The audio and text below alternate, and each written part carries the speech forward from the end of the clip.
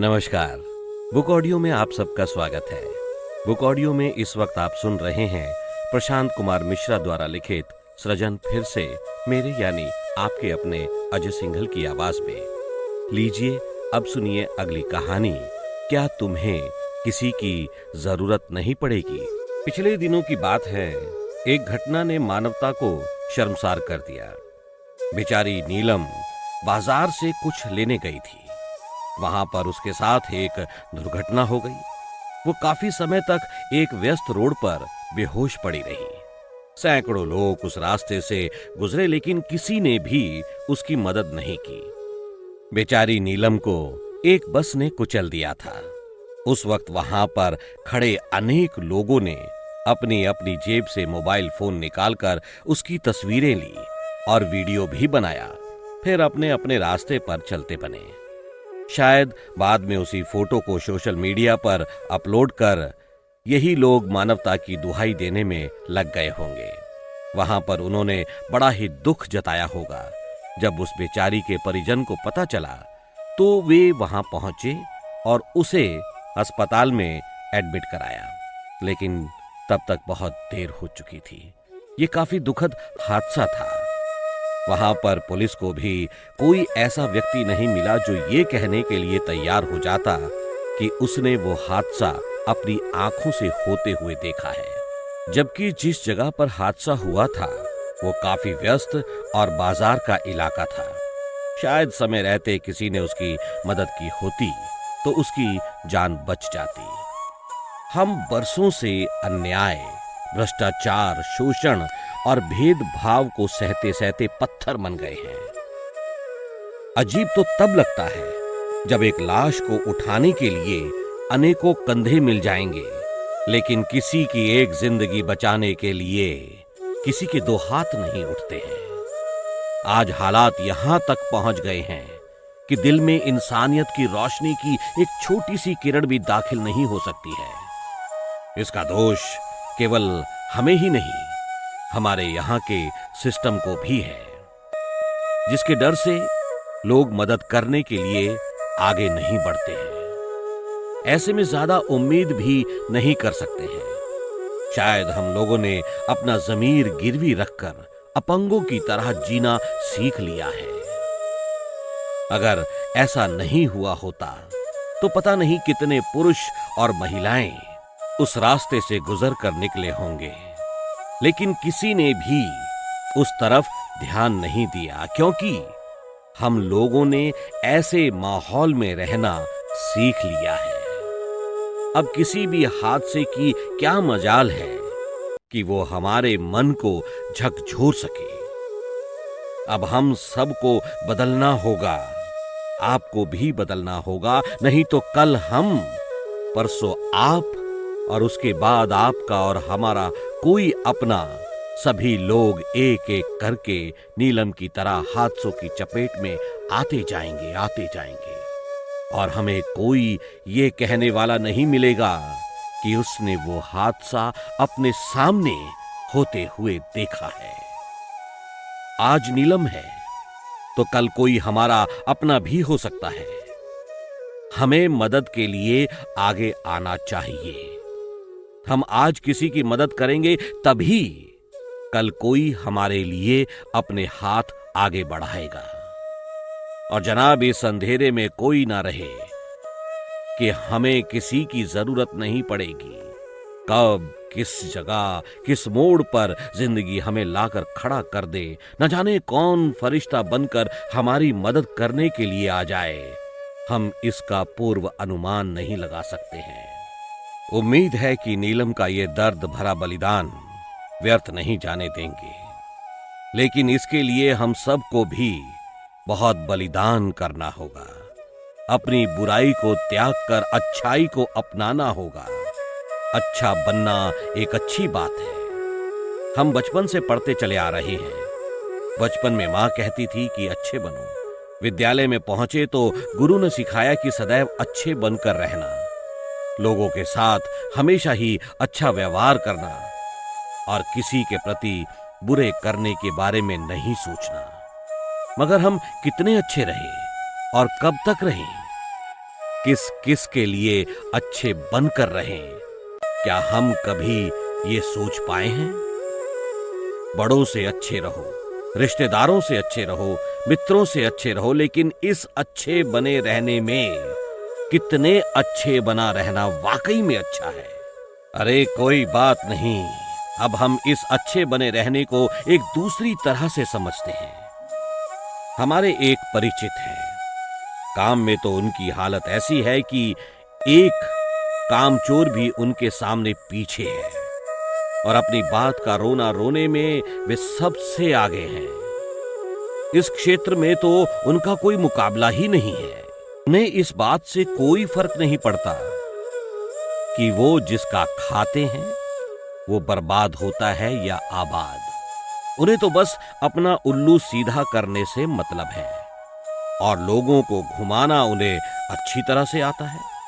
लोग उनकी बातों में उलझे रहें, उन्हें तो बस इसी बात से मतलब है। और ऐसा ही होता है। उनका सच लोगों को इस कारण से पता नहीं चल पाता है क्योंकि वे अपनी बोलने की कला में बहुत निपुण हैं।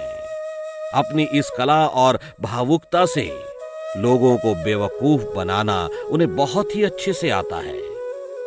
अब आप ही बताओ, इनके प्रति लोगों को अच्छाई की सीख कैसे की जाए? एक सज्जन और हैं जो दूसरों से तो यही उम्मीद करते हैं कि वे उनके प्रति अच्छा करें, अच्छा सोचें, लेकिन बदले में अपने लिए उनसे अच्छाई की उम्मीद कभी ना करें। लोगों को धोखा देने में तो वो कभी नहीं चूकते हैं और सामने वाले के मुंह पर भी वे ऐसा मीठा बोलते हैं मानो सामने वाले का शुभ चिंतक इस संसार में उनसे बड़ा कोई हो ही नहीं सकता है। वो औरों से तो उम्मीद करते हैं कि सामने वाला उनका साथ हमेशा दे, लेकिन अगर सामने वाले को कोई परेशानी होती है तब तो उनके पास उसके लिए समय ही नहीं होता है। कितनी अजीब बात है। हम दूसरों से तो अच्छाई की उम्मीद करते हैं, लेकिन अपने हिस्से की अच्छाई को हमेशा भूल जाते हैं। ऐसा लगता है कि अच्छाई की पूरी जिम्मेदारी सिर्फ दूसरों के सिर पर है। इस बात को हम दूसरी तरह से समझते हैं। घर में बहू आपको मां का दर्जा नहीं दे रही है तो वो बहू बहुत बुरी है, लेकिन क्या आपने उसे अपनी बेटी समझा है? पहले खुद उसे बेटी की तरह अपनाकर तो देखो, फिर आप स्वयं ही उसकी मां बन जाएंगी। उसे दर्जा देने या ना देने की कोई जरूरत नहीं पड़ेगी। क्या केवल बहू ही बुरी थी? आप में कोई कमी नहीं थी।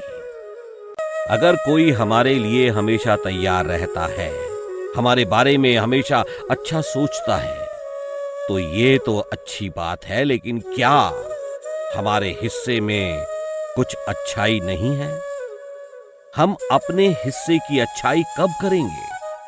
हम कब सोचेंगे कि हमारी भी कुछ जिम्मेदारी है? अच्छाई के लिए सिर्फ घर ही क्यों, अन्य लोगों के साथ तो हम अच्छाई का दिखावा करते हैं और मौका मिलते ही पीठ पीछे उनकी बुराई करना शुरू कर देते हैं। तो फिर ऐसी अच्छाई से क्या फायदा? रिश्ते तो बस वो होते हैं जो हक से कहते हैं कि यहां गलती तुम्हारी है और यहां हमसे गलती हो गई है। हम में से हर कोई चाहता है कि हमारी बुराई हमारे घर में पता ना लगे, लेकिन वो लोग भी कितने अजीब होते हैं जो दूसरों के घर में आग लगाने को जैसे अपना अधिकार समझते हैं। ऐसे लोग परिवार के अलग अलग लोगों के सामने उनके हित की बातें करके खुद को उनका सबसे बड़ा हितैषी साबित करने की पूरी कोशिश करते हैं। वे हमसे कुछ और, दूसरे से कुछ और कहते हैं और इन्हीं सब कारणों से आपस में धीरे धीरे गलतफहमियां पैदा होने लगती हैं। अंत में एक समय ऐसा आता है कि हमारे बीच दूरियां बढ़ जाती हैं। हम एक दूसरे से मन ही मन नफरत करने लगते हैं। ऐसे में जब कोई आकर हमसे आपके विपक्षी की बुराई करता है तो हमें अधिक प्रसन्नता मिलती है। हम उसे अपना शुभचिंतक मानते हैं फिर भले ही वो हमारे गलत होने पर भी हमारा साथ दे रहा हो। अगर कोई हमें सही रास्ता दिखाने की कोशिश भी करता है तो हम उसे ही गलत साबित कर देते हैं। ऐसे लोग दो लोगों के बीच में गलतफहमी की खाई बना देते हैं और अपना उल्लू सीधा करके अपने रास्ते पर चलते बनते हैं। तो अब हम ऐसी अच्छाई के बारे में क्या कहेंगे जो वास्तव में एक बुराई हो? क्या हम लोग भी ऐसे ही बनना चाहते हैं? सबसे बड़ी बात तो यह है कि ऐसा करने वालों को तनिक शर्म नहीं आती, बल्कि वे दूसरों से अच्छाई की उम्मीद करते हैं। खैर छोड़िए, हमें इन सब बातों से क्या मतलब। किसी की अच्छाई हमारे लिए कितना जरूरी है, हमारा ये सोचना आवश्यक है। जिस तरह से किसी का आपके प्रति बुरा सोचने पर आपको बहुत बुरा लगता है, उसी तरह सामने वाले को उसके प्रति बुरा करने पर बहुत बुरा लगता है। लेकिन जो लोग दूसरों की निंदा करने की आदी हो जाते हैं, उन्हें एहसास नहीं होता है कि वो गलत है। वे तो बस अपने मन की किए जाते हैं। अब वे लोग ऐसा क्यों करते हैं, ये तो वही जानते होंगे। मगर इन लोगों की हकीकत जब लोगों के सामने आती है तो दिल को बहुत ही आघात पहुंचता है। मुंह पर मीठे और पीठ पर घात करने वाले लोगों के प्रति अंदाजा नहीं हो पाता है। ये लोग केवल हमारी सोच से अच्छाई मिटाने का कार्य करते हैं। हमें ऐसे लोगों से हमेशा बचकर रहना चाहिए और जो वाकई में हमारा अच्छा चाहते हैं, उनको कभी भी अपने से दूर ना जाने दें। ऐसे मामलों में हमें दिल से नहीं, दिमाग से काम लेना चाहिए। हम कुछ भी काम करें, हमें अनेक समस्याओं का सामना तो करना ही पड़ता है, फिर चाहे वो काम काज के हित का ही क्यों ना हो।